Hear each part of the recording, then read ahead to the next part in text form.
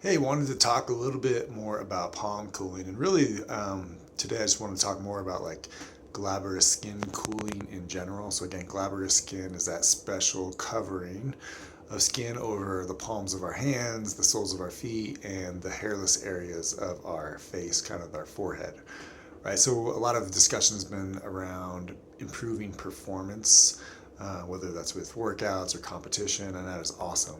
But there's also some other times where palm cooling might be beneficial, and some more research probably needs to be done on this, but the physiology makes sense. So one thing I noticed this summer was that I joined a recreational soccer league for the first time in a number of years, and we had a few games that would start around 7:30, and so I wouldn't finish up till close to 9.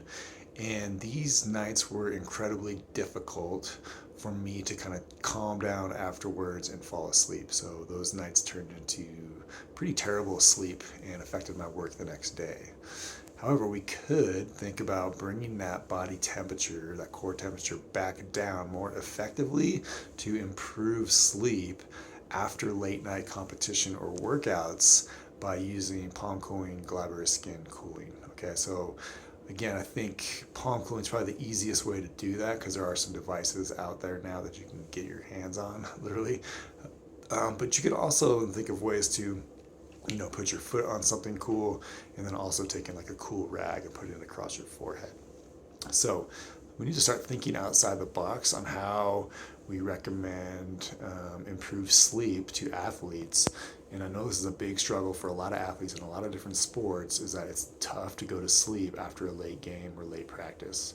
So I think it's really beneficial to start thinking outside the box, start thinking about thermal regulation and ways to mitigate increased temperature at times where we're vulnerable. And that late night practice, late night game is definitely one of those situations. So what would you do? You just take your palm cooling device while you lay in bed.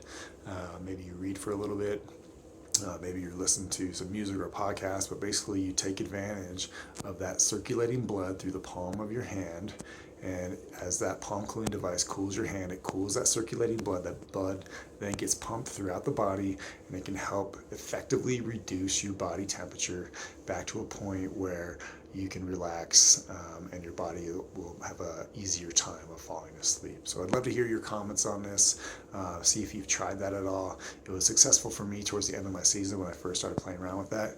But I'd love to hear if anyone else has tried that or recommended that to athletes or clients that they work with, or if they've tried it themselves. So again, palm cooling can be used, yes, for performance, but it can also be used as like a fall to sleep aid after late night performance or competition.